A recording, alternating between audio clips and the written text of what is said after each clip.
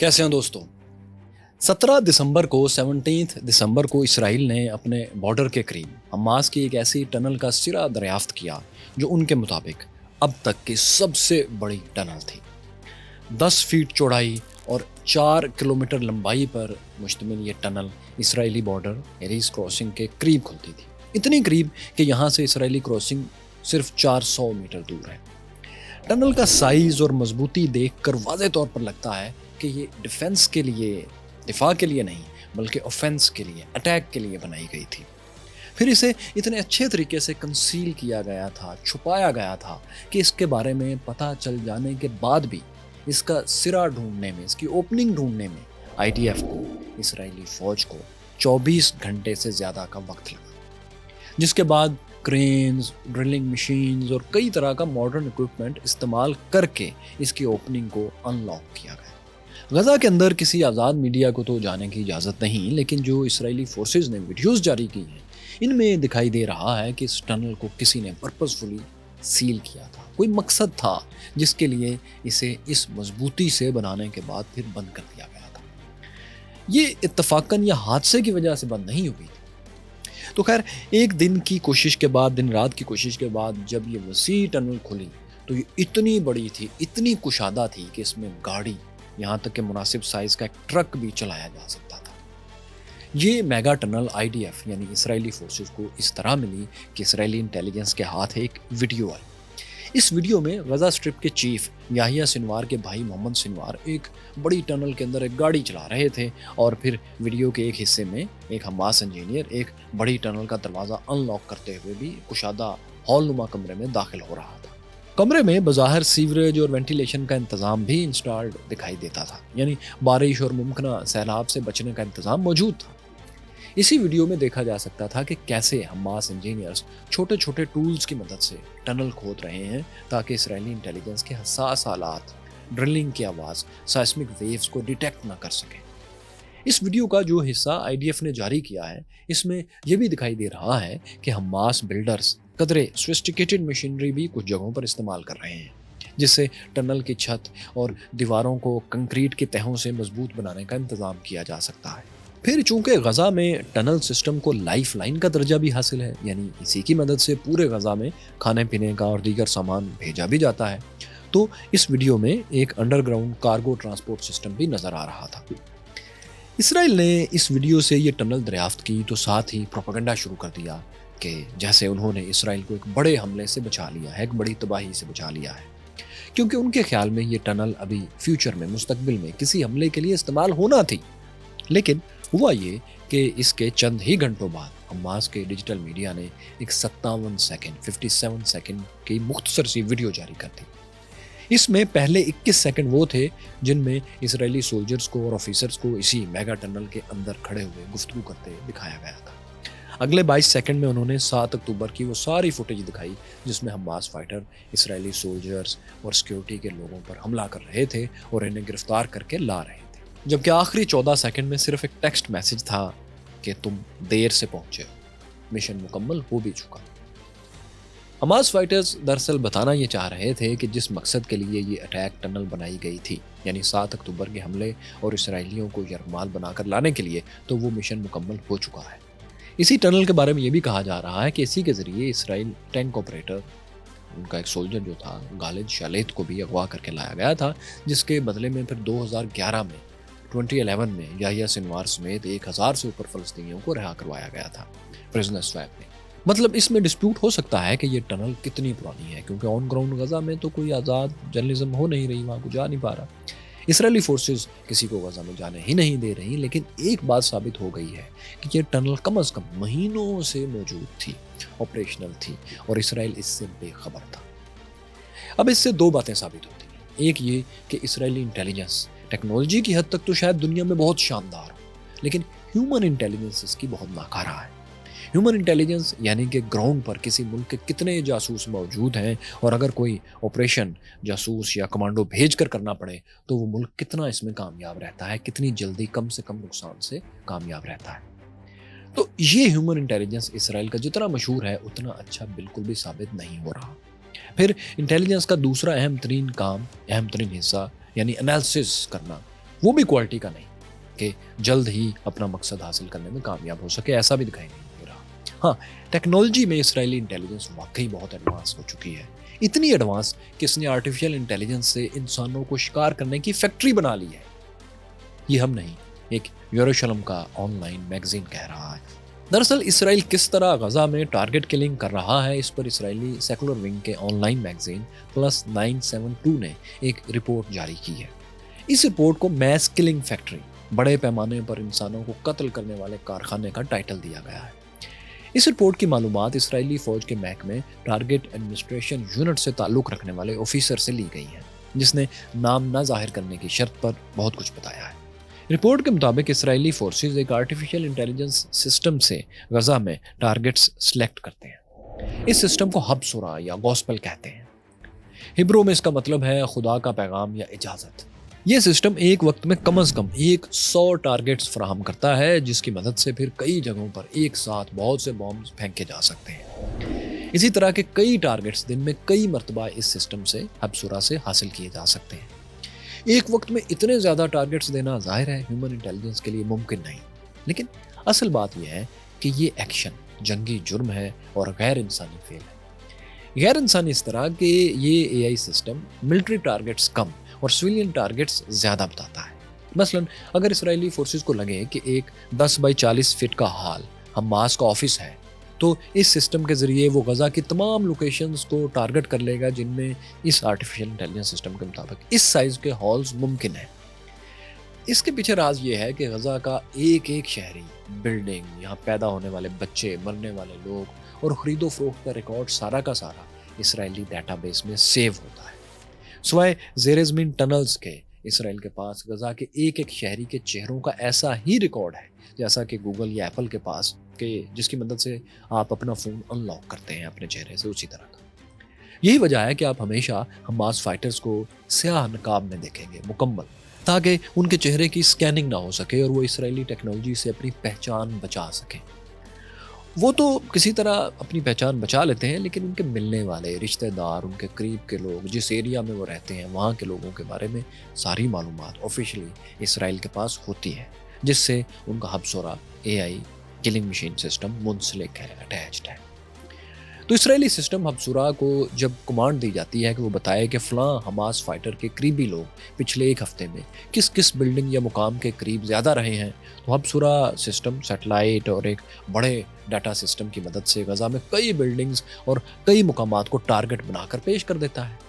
اسی طرح اسے اگر کمانڈ دی جاتی ہے کہ کس کس فون نمبر پر پچھلے آدھے گھنٹے میں کس کس جگہ بار بار کالز ہوئی ہیں، یا فلاں نمبر کے رابطے پچھلے 5 منٹ میں کس کس جگہ پر ہوئے ہیں، تو یہی سسٹم ان تمام جگہوں کو ٹارگٹ کے طور پر دکھا دے گا، ایک پورا نیٹ ورک بنا دے گا کہ کہاں کہاں ان لوگوں نے بات کی ہے۔ تو ہبسورا سسٹم ان تمام لوکیشنز کو ٹارگٹ بنا کر بمبنگ کے لیے تیار ہو جائے گا۔ پھر ایک کمانڈ پر ان تمام جگہوں پر یا جتنی پر بھی اسرائیلی کمانڈرز آرڈر دیں گے، یہ سسٹم بمبارمنٹ کر دے گا۔ یہ بہت ان ہیومن، غیر انسانی سسٹم ہے اور ابھی انڈر ڈیولپ ہے۔ اسے استعمال کرنا ہی ایک جنگی جرم ہونا چاہیے، لیکن اصل میں اسرائیل اور اس کے اتحادی اس سسٹم کو استعمال کرنے کے ساتھ ساتھ بیچنے کے لیے ٹیسٹ بھی کر رہے ہیں اور خریداروں کے لیے مظاہرہ کر رہے ہیں۔ میگزین رپورٹ بتاتی ہے کہ ہبسورا سسٹم لوگوں کے گھروں، پبلک آفسز، انفراسٹرکچر اور ملٹی سٹوری بلڈنگز کو بھی ٹارگٹ میں شامل کرتی ہے۔ ان مقامات کو اسرائیلی فورسز اپنی کوڈ لینگویج میں پاور ٹارگٹس کہتے ہیں۔ آئی ڈی ایف آفیسرز کے مطابق پاور ٹارگٹس کا مقصد فلسطینی شہریوں میں شاک ویوز کریٹ کرنا ہے، انہیں خوفزدہ کرنا ہے، انہیں دھچکا پہنچانا ہے، تاکہ وہ حماس کے خلاف ہو جائیں، اٹھ کھڑے ہوں، وہ دباؤ بڑھائیں، جس کے بعد پھر حماس کی طاقت کمزور ہو جائے گی اور عوام خوفزدہ رہیں گے کہ اگر حماس کا ساتھ دیا تو اسرائیل بہت بم برسائے گا، اور جب عوام خلاف ہوں گے تو ظاہر ہے اسرائیل کو غزہ میں جاسوس تلاش کرنے میں آسانی رہے گی، ہیومن انٹیلیجنس اس کی اچھی ہو سکتی ہے، تو یہ اس کا مقصد ہے۔ تو ہبسورا اے آئی سسٹم کی مدد سے اسرائیلی سیکورٹی فورسز نے اپنے ٹویٹ کے مطابق 20 دسمبر کے ایک دن میں 300 ٹارگٹس پر بم برسائے، جبکہ 20 دسمبر تک اسرائیل کل ملا کر 29,000 سو کال ٹارگٹس، پاور ٹارگٹس یعنی سویلینز پر بم گرا چکا تھا، جو کہ پھر روزانہ ایوریج 370 کے قریب حملے بنتے ہیں۔ مطلب I D F Habsora A I killing system کو انتہاؤں پر ٹیسٹ کر رہا ہے۔ صرف 41 کلومیٹر طویل پٹی پر اتنی انٹینسٹی انسانی تاریخ میں اس سے پہلے نہیں دیکھی گئی۔ اتنی بڑی تعداد میں بم اس لیے بھی گرائے گئے کہ اب سورا سسٹم پر کام کرنے والے اسرائیلی نوجوانوں کو روزانہ جابز اسائن کی جاتی ہیں کہ وہ زیادہ سے زیادہ ٹارگٹس مارک کریں۔ وہ ایک ویڈیو گیم کی طرح حقیقی انسانوں کے جمگٹوں کو مارک کرتے ہیں، اور نتیجہ یہ ہے کہ غزہ میں 20,000 سے 23,000 کے قریب انسان لقمہ اجل بن چکے ہیں۔ 23 لاکھ کی آبادی میں 23,000 لوگ مارے جا چکے ہیں، یعنی 1% آبادی ان کی ختم ہو چکی ہے، اور زخمیوں کی تعداد 1 لاکھ سے کچھ ہی کم ہو گئی ہے۔ اسی پر نیو یارک ٹائمز جیسے ادارے جو کہ امریکی اسٹیبلشمنٹ کی فورن پالیسی کے ساتھ ہی ہوتے ہیں، وہ بھی چیخ اٹھے ہیں اور کہہ رہے ہیں کہ اسرائیل مغربی دنیا کے سب سے خوفناک بموں سے غزہ کی آبادی پر بم برسا رہا ہے۔ نیو یارک ٹائمز نے ویڈیو اور میپس کی سیکنڈ ٹو سیکنڈ انویسٹیگیشن کر کے بتایا ہے کہ اسرائیل غزہ کے لوگوں کو ساؤتھ کے جن ایریاز میں خود بھیج رہا ہے اور کہہ رہا ہے کہ وہ محفوظ ہیں، وہاں 2000 پاؤنڈ وزنی بم گرا رہا ہے۔ 2000 پاؤنڈ پاور بم وہ MK-84 بم ہے جو اسرائیل کو امریکہ سے ملتا ہے، اور اس بم کے گرنے اور پھٹنے سے ہزاروں فیٹ تک گلاس کا اثر جاتا ہے اور میٹل کے ٹکڑے گولی کی رفتار سے جاتے ہیں ہزاروں فیٹ تک۔ جن جگہوں پر یہ گرتا ہے وہاں کے ٹوٹے ہوئے ٹکڑے، ڈیبریز اور پتھر الگ تباہی مچاتے ہیں۔ ایسے بموں کے گرنے سے کیا قیامت مچتی ہے، اس کا اندازہ صرف اس ایک ویڈیو سے لگائیں کہ 2000 پاؤنڈ بم گرنے سے جب یہ پورا پلازا زمین بوس ہو گیا تو ایک ادھیڑ عمر شخص اس کے ملبے پر پاگلوں کی طرح سلما سلما چیخ رہا تھا۔ کسی نے پوچھا کیا ڈھونڈتے ہو؟ کہنے لگا اولاد الاربع، میرے 4 بچے، میرے 4 بچے۔ اس شخص کے اپنے کپڑے خون سے بھرے ہیں اور اس کے چہرے پر وہ بے بسی ہے جو کوئی انسان کسی دوسرے انسان کے چہرے پر کبھی نہیں دیکھنا چاہتا۔ ٹائمز انویسٹیگیشن کے مطابق اسرائیل نے ان علاقوں کو جنہیں خود سیف زونز کہہ کر لوگوں کو بھیجا تھا، وہاں 208 سے زائد حملے 2000 پاؤنڈ بم سے کیے ہیں۔ ان بمز کے گرنے سے 50 سے 60 فٹ چوڑائی کا جو گڑھا پڑتا ہے، سیٹلائٹ امیجز سے انہیں چیک کیا گیا، پھر اس کی مینول ویریفیکیشن کی گئی کہ کہاں کہاں یہ بمز گرائے گئے ہیں۔ ایکسپرٹس کے مطابق کئی مرتبہ 2000 پاؤنڈ بمز گرنے کے بعد بھی اتنا چوڑا، اتنا وائڈ گڑھا نہیں چھوڑتے، کیونکہ وہ کسی بلڈنگ کے اوپر گرتے ہیں یا پھر ان کا امپیکٹ کسی بلڈنگ کے ملبے تلے دب جاتا ہے۔ اسی لیے ٹائم انویسٹیگیشن ٹیم بتاتی ہے کہ 2000 پاؤنڈ بموں کی تعداد اس سے بہت زیادہ ہو سکتی ہے جتنی ان کی ٹیم نے تحقیق کر کے بتائی ہے، یعنی 208 سے زیادہ۔ امریکی ٹی وی CNN کی ویب سائٹ نے بھی ایک ایسی ہی رپورٹ شائع کی ہے جس میں غزہ سٹی کے صرف ایک حصے پر گرائے جانے والے 2000 پاؤنڈ بمز کی گنتی کی گئی ہے، جس میں انہوں نے غزہ سٹی میں 500 ٹارگٹس کو دکھایا ہے جہاں اسرائیل نے یہ بم گرائے ہیں، یعنی ٹائمز انویسٹیگیشن سے بھی تقریباً 300 زیادہ۔ CNN کے مطابق امریکہ نے موصل اور عراق میں داعش کے خلاف بمباری کرتے ہوئے جو بمز استعمال کیے تھے، یہ ان سے 4 گنا زیادہ طاقتور بمز ہیں جو اسرائیل غزہ پر گرا رہا ہے۔ آخری بار اس قسم کے بمز ویتنام میں امریکہ نے گرائے تھے۔ امریکی حکومت جو لپ سروس کے طور پر اسرائیل کو سویلینز پر بم نہ پھینکنے کا کہتی ہے، وہ امریکی اخبارات کے مطابق ہی 5000 سے زیادہ MK-84 یعنی 2000 پاؤنڈز والے بمز دے چکی ہے، جبکہ 50,000 سے زیادہ دیگر بنکر بسٹر بمز ہیں جو اسرائیل کو دیے ہیں۔ اتنے بڑے بمز اور حملوں ہی کی وجہ سے یونائٹڈ نیشنز کے مطابق، سیکرٹری جنرل کے مطابق 1% آبادی غزہ کی ماری جا چکی ہے۔ 19 لاکھ لوگ اپنے گھروں کو چھوڑ کر مہاجر ہو چکے ہیں، جو کہ غزہ کی آبادی کا 85% 85% بنتا ہے، جبکہ ہیلتھ منسٹری کے مطابق نہ تو غزہ میں پینے کا پانی ہے اور نہ ہی فیول ہے۔ جو خوراک لوگ جنگ سے پہلے کھاتے تھے غزہ میں، اب اس کا 10% کھا رہے ہیں۔ موسم سرما، ونٹر سیزن اور اتنے زیادہ لوگوں کا ایک جگہ جمع ہو جانا کئی وبائی بیماریوں کو بھی جنم دے چکا ہے جو کہ پھیل رہی ہیں اور جن کی وجہ سے زیادہ ہلاکتوں کا خدشہ بھی ہے، یعنی اسرائیل اس عمل کو بھی بطور ہتھیار استعمال کر رہا ہے۔ سیکرٹری جنرل یونائٹڈ نیشنز نے ایک بار پھر اپیل کی ہے کہ انسانی مدد کے لیے کی جانے والی جنگ بندی، ہیومینیٹیرین سیز فائر ہی غزہ کو تباہی سے بچا سکتا ہے۔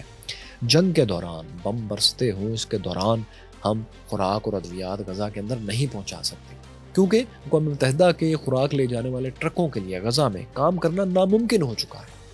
सेक्रेटरी जनरल ने ट्वीट किया कि इसराइल जिस तरह से जंग जारी रखे हुए हैं, हमारे लिए इंसानी मदद पहुंचाना नामुमकिन है, इम्पॉसिबल है, क्योंकि हर ट्रक को इसराइली स्कैनिंग सिस्टम से गुजरना होता है, जिसके लिए उसे लंबा सफ़र तय करना पड़ता है, जहां जाकर सारा सामान उतारा जाता है, फिर दोबारा लोड किया जाता है और फिर गज़ा में वही चीज़ें जाती हैं जिन्हें इसराइली फोर्सेज जाने की इजाज़त दें। इसके बाद भी गज़ा के नॉर्थ में ट्रक नहीं जा सकते। साउथ में भी जहां जा सकते हैं वहां भी चंद मिनट बाद वार्निंग्स आ जाती हैं कि ये इलाका खाली कर दें, यहाँ हमने बॉम्ब्स फेंकने हैं। इसीलिए यूएन सरबराह फौरी मुकम्मल सीज़ फायर का मुतालबा कर रहे हैं कि सीज़ फायर के बगैर हम लोगों की मदद नहीं कर सकते। लेकिन साथियों, अमेरिका ने तीसरी बार, थर्ड टाइम, अमन कायम करने की सीज़ फायर की आलमी कोशिश नाकाम बना दी है। 2 बार इससे पहले वो सीज़ फायर पर सिक्योरिटी काउंसिल की वोटिंग को वीटो कर चुका है। तीसरी बार दिसंबर के शुरू में जब यूएई ने करारदाद पेश की सीज़ फायर की, तो अमेरिका ने वीटो की खिफ़्फ़त से बचने के लिए करारदाद पेश ही नहीं होने दी। 1 हफ्ते तक अमेरिका अरब ममालिक और यूएन ऑफिशियल्स के साथ बहस में उलझा रहा कि करारदाद को वाटर डाउन किया जाए, यानी इसराइल के खिलाफ सख्त जुबान इस्तेमाल ना की जाए, इसे काबिज ना लिखा जाए, जंग बंदी सीज़ फायर का मुतालबा ना किया जाए, इमदादी सामान की चेकिंग यूएनओ को ना दी जाए, इसराइल ही के हाथ में रहने दी जाए और हमास के 7 अक्टूबर के हमले को दहशतगर्दी लिखकर कंडेम किया जाए। अब याद रहे साथियों कि ये करारदाद या कोई भी करारदाद अक़वाम मुत्तहिदा के जनरल सेक्रेटरी की मर्जी से नहीं लिखी जाती। ये करारदाद, कोई भी करारदाद, अक़वाम मुत्तहिदा सिक्योरिटी काउंसिल के 5 मुस्तकिल मेंबर्स और 10 दीगर आर्जी मेंबर्स मुतफ़क्का तौर पर तय करते हैं, या इनमें से कोई 1 या 2 करारदाद पेश करता है, फिर वही बाकियों को कायल करता है कि वो इस पर वोटिंग करें। लेकिन अगर 5 मुस्तकिल मेंबर्स में से कोई एक भी वीटो कर दे तो ये करारदाद मुस्तरद हो जाती है, रिजेक्ट हो जाती है। 5 मुस्तकिल मेंबर्स जैसा कि आप जानते हैं अमेरिका, रूस, चाइना, बरतानिया और फ्रांस। लेकिन बाकी 10 में से किसी के पास वीटो पावर नहीं होती। उनका स्टेटस मुत्तफ़िक या गैर मुत्तफ़िक का रहता है, जिससे अमलन ऑन ग्राउंड कोई फ़र्क नहीं पड़ता, यानी करारदाद बाइंडिंग नहीं होती। अगर 5 मुस्तकिल मेंबर्स उस पर हाँ कर दे तो ये बाइंडिंग होगी, अगर एक भी वीटो कर दे तो वो करारदाद मुस्तरद हो जाए। लेकिन बाकी 10 की ये पोजीशन नहीं है। तो खैर, अमेरिका इसराइल गज़ा जंग बंदी के लिए तीसरी वोटिंग से पहले मुसलसल लॉबिंग कर रहा था कि अरब ममालिक इस करारदाद की ज़ुबान को नरम करें और उसकी मर्ज़ी की शराइत डालें। इसी वजह से 1 हफ्ते से ज़्यादा करारदाद मौखर होती रही। आखिरकार जब अमेरिका की मर्ज़ी के मुताबिक जंग बंदी सीज़ फायर का लफ्ज़ निकाला गया, इसराइली बमबारी के ख़िलाफ़ कोई सख्त लफ्ज़ इस्तेमाल नहीं किया गया, तो ये करारदाद पेश हो सकी। लेकिन तब तक ये जंग बंदी की करारदाद रही ही नहीं थी, बल्कि अब ये सिर्फ एक दरख्वास्त बन चुकी थी जिसमें ये मुतालबा किया गया था कि गज़ा में ज़्यादा तादाद में इमदादी ट्रक भेजे जाएं और ऐसी कंडीशंस पैदा करने की कोशिश की जाए कि जंग खात्मे की तरफ जा सके। मुतालबा किससे? अमेरिका और इसराइल से, आलमी ताकतों से, कि वो इसे मुमकिन बनाए। इस करारदाद पर अमेरिका ने यकीन दिलाया कि वो वीटो नहीं करेगा, इसे मुस्तरद नहीं करेगा। लेकिन हुआ ये कि जब करारदाद पेश हुई तो अमेरिका ने वोटिंग में हिस्सा ही नहीं लिया, यानी वीटो तो नहीं किया, मुस्तरद तो नहीं किया, लेकिन इमदाद ज़्यादा ले जाने वाली करारदाद की हमायत भी नहीं की। Farewell to the leader of free world. Security council में मौजूद मेंबर्स ने और दुनिया भर में इंसानी हकूक़ के लिए काम करने वालों ने इसका बहुत बुरा बनाया। रशियन एम्बेसडर ने यूनाइटेड नेशन में जो है, उन्होंने तो इसे अमेरिका का शर्मनाक, घटिया और गैर जिम्मेदाराना फेल कहा, shameful, cynical and irresponsible act, क्योंकि इससे ऑन ग्राउंड कोई फ़र्क नहीं पड़ने वाला था। रशियंस ने भी इस करारदाद में बाय द वे वीटो नहीं किया और ना ही इसकी हमायत में वोट दिया। उन्होंने भी इस पे इज्तनाब बरता, लेकिन इसकी वजह ये थी कि रूस इस करारदाद को गैर ज़रूरी कह रहा था कि अगर जंग बंदी नहीं होती तो किस तरह गज़ा के 23 लाख लोगों के लिए इमदादी ट्रक अंदर भेजे जा सकते हैं और कैसे यूएन हर जगह मदद पहुंचा सकता है। लिहाजा रशिया ने इस पर एहतजाजन वोट नहीं किया। साथियों, ये अमेरिकी मैगजीन इकोनॉमिस्ट में छपने वाला गज़ा का हालिया नक्शा है, जिसमें सुर्ख रंग उन मुकामात को ज़ाहिर कर रहा है जहां इसराइली फोर्सेस ने बमबारी करके बिल्डिंग्स और इंफ्रास्ट्रक्चर को तबाह किया है। इसी मैगज़ीन के मुताबिक 40,000 से ज़ायद इमारतें गज़ा में तबाह की जा चुकी हैं, जो कि गज़ा की कुल बिल्डिंग्स का 16% बनता है। 4.5 लाख लोग जो अपने घरों से निकले हैं, ये जब वापस आएंगे तो उनके पास रहने के लिए कोई जगह नहीं होगी। जबकि मैगज़ीन का ये भी लिखना है कि इनका मेथड इतना प्रिसाइज नहीं कि तमाम तबाही को कैलकुलेट कर सके, इसलिए यकीनन तबाहशुदा इमारतें 40,000 से ज़्यादा हैं, कम नहीं। वैसे गज़ा में हमास एडमिनिस्ट्रेशन के मुताबिक नवंबर से पहले ही غزہ کی 42%، 42% بلڈنگز مکمل تباہ یا پارشلی ڈیمیج ہو چکی تھی۔ آخر میں ساتھیوں یہ بھی دیکھتے ہیں کہ کیا اسرائیل اپنے اعلانیہ مقصد میں کامیاب ہو جائے گا اور جنگ کے بعد کا اسرائیلی پروگرام کیا ہے۔ آپ اس تصویر کو دیکھیں، یہ مڈ دسمبر کی تصویر ہے جس میں غزہ سے اب بھی راکٹس اسرائیل پر فائر ہو رہے ہیں۔ پھر اسرائیلی سیکولر ٹلٹ کے اخبار ہاریٹس کی یہ خبر دیکھیں جس میں بتایا جا رہا ہے کہ پچھلے weekend per 15 Israeli soldiers on ground مارے جا چکے ہیں۔ ٹائمز آف اسرائیل کے مطابق یہ لوگ سینٹرل اور ساؤتھ غزہ دونوں جگہ مارے گئے ہیں۔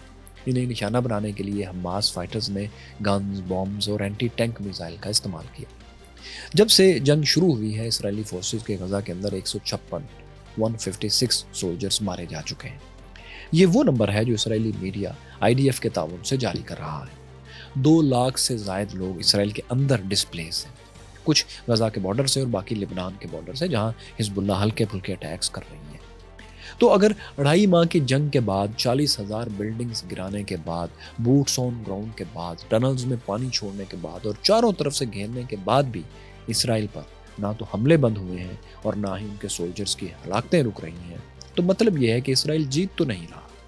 اس کی انوینسیبل آرمی، ناقابل شکست فوج کا بھرم ٹوٹ چکا ہے۔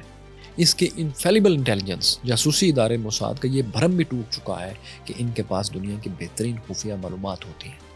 اس کے اپنے ملک کے اندر وہ یہودی جو پوری دنیا سے آ کر آباد ہو رہے ہیں، ان کا اعتماد بھی ٹوٹا ہے کہ وہ اپنے ملک میں محفوظ نہ جانے ہیں یا نہیں۔ اسرائیل کو یہ سارے بھرم واپس حاصل کرنے کے لیے یا کم از کم اپنے اعلانیہ مشن حماس کے ملٹری اور سیاسی فٹ پرنٹ کو ختم کرنے کے لیے یوں لگتا ہے کہ ابھی مہینوں اور چاہیے، لیکن اس کے پاس امریکی سپورٹ اور وقت ہر گزرتے دن کے ساتھ ختم ہو رہا ہے۔ پچھلی ویڈیو میں ہم نے کہا تھا کہ اسرائیل کے پاس ون سائیڈڈ بمباری کے لیے چند ہفتوں سے زیادہ کا وقت نہیں ہے، زیادہ سے زیادہ مڈ جنوری تک۔ اس سے آگے جانے کا مطلب ہے کہ پھر امریکہ کو دنیا بھر میں کئی دوسری جگہوں پر بھی، خصوصاً یمن میں اپنی فورسز بھیجنا ہوں گی، جس کی امریکی پریزیڈنٹ تو ایک طرف، ان کے مخالف ریپبلکن پارٹی کا کوئی ممکنہ پریزیڈنشل کینڈیڈیٹ بھی حمایت نہیں کر رہا۔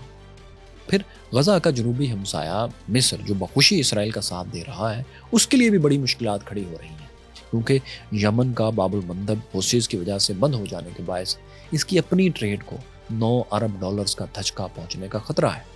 ابھی کچھ ماہ پہلے ہی مصر نے اس بات کی خوشی منائی تھی کہ نہر سویز سے اس کی اکانومی $9.4 بلین کو ٹچ کر رہی ہے۔